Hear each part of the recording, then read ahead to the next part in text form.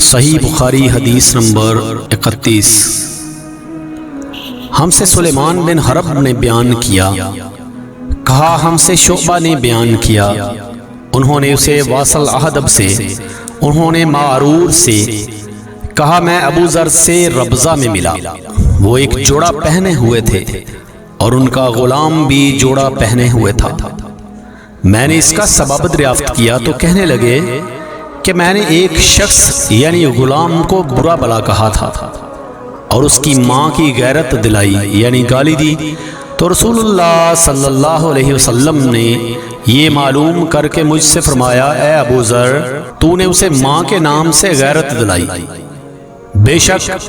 تجھ میں ابھی بھی کچھ زمانہ جاہلیت کا اثر باقی ہے۔ یاد رکھو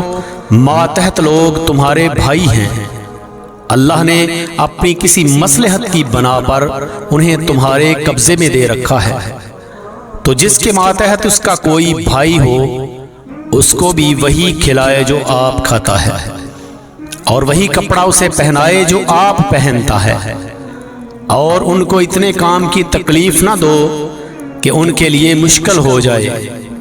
اور اگر کوئی سخت کام ڈالو تو تم خود بھی ان کی مدد کرو۔ اللهم صل على محمد وآل محمد۔